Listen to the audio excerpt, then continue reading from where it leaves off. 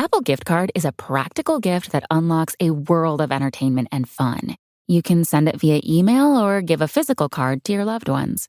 Your friends and family can spend it on their favorite Apple services, including Apple subscriptions. Apple Gift Card can be used to buy all things Apple: products, accessories, apps, games, movies, TV shows, iCloud Plus, and more. Visit apple.com for details and to send Apple Gift Cards to your friends and family this holiday season.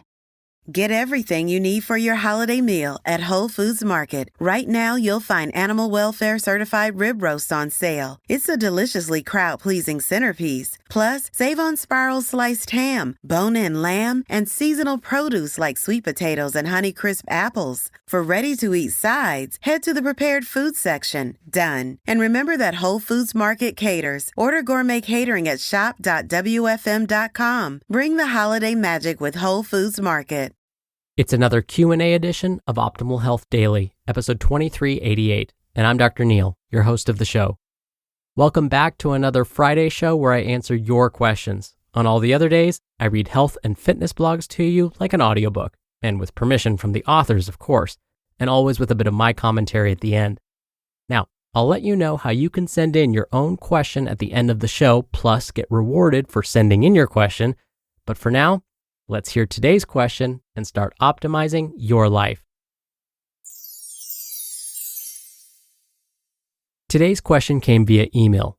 Clint writes, I'm a 55-year-old man in good health and in reasonably good shape. I walk 3 miles nearly every day and run 30-second sprints on those walks. I also do a dumbbell workout 3 days a week. Not really Stallone style, but a pretty good workout. In the past 3 years, I intentionally lost nearly 30 pounds and got pretty thin. Then I decided to put on some muscle. I've been very blessed. My whole life, I've been able to see some results pretty quickly when I do resistance training. It's happened that way this go-around as well, until the past few months. I've hit a real plateau in muscle gain, as well as weight loss. I've gained back about 10 pounds since my low, but I'm good with that because it's muscle, at least I believe so. But I'd like to thin back out some too. So my questions are, 1, is it beneficial to do my resistance workout in a fasted state to break through this plateau? And 2, are plain whey protein powders helpful? I know that to increase muscle, I'll need protein. I just don't want to overeat. Thanks so much. Love your pod and all the OLD podcasts. Thank you so much for taking the time to send in your question, Clint. And I'm so glad you enjoy all of the shows in our OLD network. Thank you for listening. Now, first, you deserve a pat on the back. Congratulations on your weight loss. It sounds like you've been able to lose the weight, as you said, intentionally, which is important, and slowly by staying active and eating nutritiously. This takes hard work and patience, so again, congratulations. Hitting that weight loss or muscle gain plateau is very common. You mentioned that you believe that some of the 10 pounds you've regained may be muscle. So let me address that quickly first. Yes, it's absolutely possible that you've gained 10 pounds of muscle. One quick way to tell is to see how your clothes are fitting. How do your shirts and pants feel? Do the pants still fit properly around the waist and hips? Do the shirts feel tight around the arms and chest? Then it's probably muscle. If, on the other hand, the shirts feel a bit tight around the abdomen, and the waist on an older pair of pants are starting to feel a bit snug, then it may not be muscle that was gained. Instead, it may be fat. Now, what about breaking through those plateaus by mixing up your workouts and working out in a fasted state? Being in a fasted state simply means you haven't consumed any foods or drinks containing any significant calories for a while. Now, how long is a while? And what about fasted cardio, meaning a fasted workout? Well, it does depend on who you ask and the situation involved. For example, before you go in for routine blood tests, like getting your cholesterol and blood sugar levels checked, your doctor may recommend that you fast for at least 8 hours before going to the lab and having your blood drawn. Before going in for a body composition analysis with one of those bod pod machines, which basically tells you how much fat versus muscle you're carrying on your body, they may tell you to fast for 4 hours beforehand. Then in other cases, fasting may last days and even weeks. Most of the studies on fasting and exercise address fasting from anywhere from 8 to 12 hours. This is sometimes called the overnight fast. since some of us are lucky enough to get this many hours of continuous sleep, and technically won't be eating or drinking during these hours. So fasting for 8 to 12 hours is usually what folks are talking about within this context. Now, why would working out on an empty stomach or a fasted state be a good thing?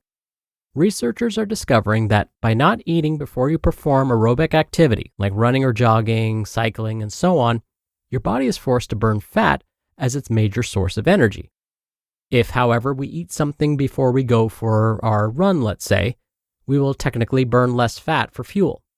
For most of us, one of our goals is to lose body fat, or at least keep it to a low percentage of our overall body weight. So burning more fat during a workout sounds like a great thing, and it is. Brazilian researchers recently performed a meta-analysis on how much fat was burned when exercising in a fed state versus a fasted state. And a meta-analysis basically means that they looked at a bunch of studies that were already published on this same topic and tried to find what the overall consensus was. Sure enough, they found that the body burned more fat as fuel when folks hadn't eaten over the past 8 to 12 hours. But, and you knew there had to be a but somewhere, the research basically found that by performing aerobic or cardiovascular exercise in a fasted state will make the body burn more fat as fuel. They didn't know whether this actually leads to the loss of actual body fat.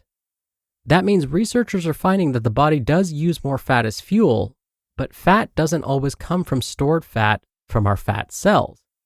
At any given moment, we have what are called free fatty acids floating around in our bloodstream. So who's to say the body's not using those free fatty acids as fuel instead of body fat? In fact, the researchers argue that this is likely the case. So rather than shrinking our fat cells, the body may just be burning the fat that's floating around in our blood anyways. Now you may think, well, isn't that a good thing? If we're removing fat from our bloodstream, won't that reduce our risk for having a heart attack or stroke? Maybe, maybe not. We need some fat in our bloodstream too. Plus, we have to weigh the potential risks and benefits of fasting before a workout. In fact, can we think of any situations where not eating before a workout, the individual would be placing themselves at risk for some serious complications? The first thought that comes to my mind would be swimming. I would never recommend someone jump in a pool and start swimming laps after having fasted for 8 to 12 hours. Why? Well, if an individual's blood sugar gets too low, fainting can happen, and if you faint in a pool, you drown. I also wouldn't recommend this for pregnant women or those with diabetes, or children and adolescents, or the elderly for that matter. In fact, I'd be cautious before recommending anyone try fasted cardio. Having low blood sugar is actually far more dangerous in the short term than having high blood sugar. So on to your next question. Are plain whey protein powders helpful? Whey protein is one of the 2 major proteins found in milk. Have you heard the phrase curds and whey? Well, they're basically referring to these milk proteins. The term curds is referring to the other protein, casein.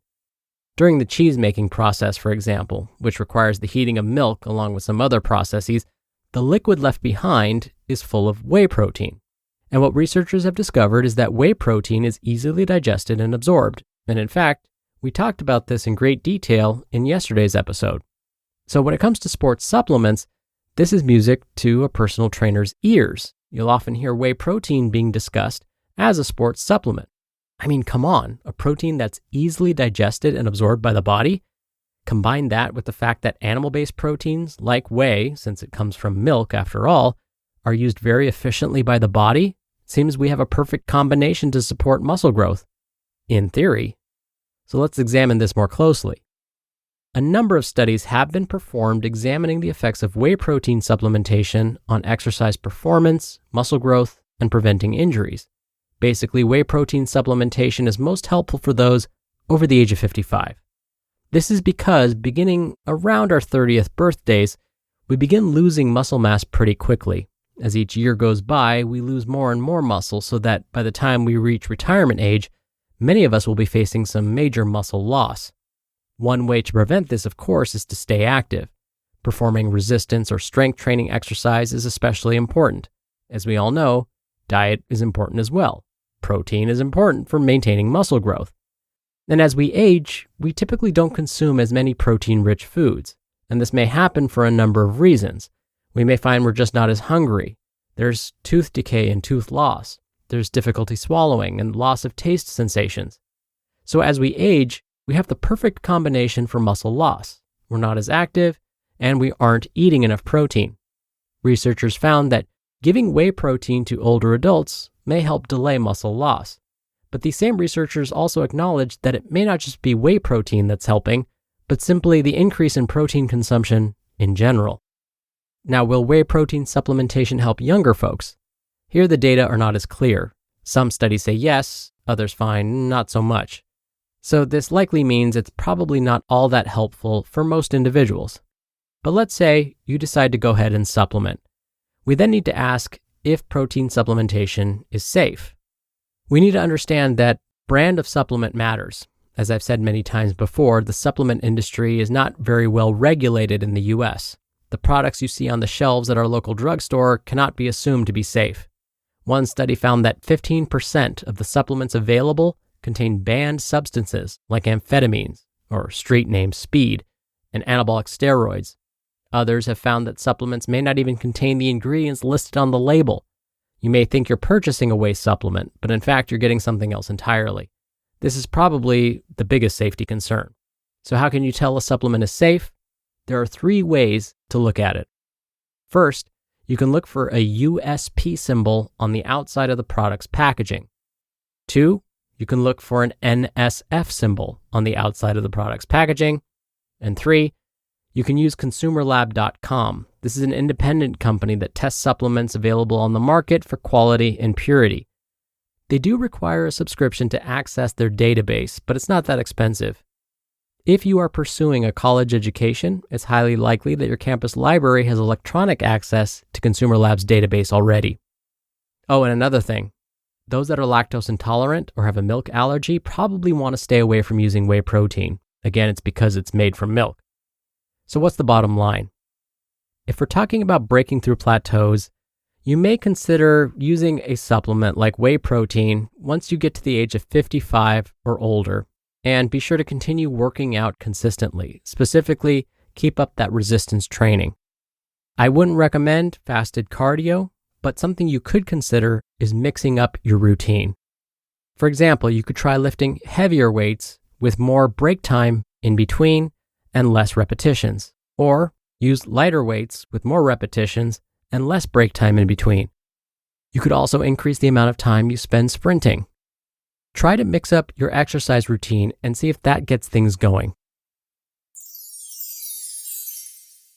Business owners know that hiring the right people can be a real challenge. Make it easier with Indeed. Indeed is the hiring platform helping over 3 million businesses do it all. Attract, interview, and hire all in one place. Don't spend hours on multiple job sites looking for candidates. With Indeed's Instant Match feature, over 80% of Indeed employers find quality candidates the moment they sponsor a job. I especially love that if you invite these or any candidates of your choosing to apply, they are 3 times more likely to apply to your job than candidates who only see it in search. Start hiring now with a $75 sponsored job credit to upgrade your job post at Indeed.com/health. Offer good for a limited time. Claim your $75 credit now at Indeed.com/health. Just go to Indeed.com/health and support the show by saying you heard about it on this podcast.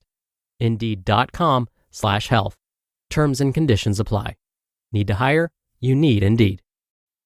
Get everything you need for your holiday meal at Whole Foods Market. Right now, you'll find Animal Welfare Certified Rib Roast on sale. It's a deliciously crowd-pleasing centerpiece. Plus, save on Spiral Sliced Ham, bone-in lamb, and seasonal produce like sweet potatoes and Honeycrisp apples. For ready-to-eat sides, head to the prepared food section. Done. And remember that Whole Foods Market caters. Order gourmet catering at shop.wfm.com. Bring the holiday magic with Whole Foods Market. I wish you all the best, Clint, and again, thank you for taking the time to send in your question. Now, if you send your question in and you're in the US, we'll physically mail you a copy of our 216-page hardcover workbook totally free. If you're outside of the US, we'd be happy to provide an electronic version. You can email a question to at oldpodcast.com. That's health@oldpodcast.com. Or if you want your voice played on the show, come by oldpodcast.com/ask. Or you can do it the old-fashioned way and call in your question. The number is 161 I love OHD. That's country code 1-614-568-3643. All right, that'll do it for today. Thank you so much for listening every day and all the way through. And I'll see you back here tomorrow where your optimal life awaits.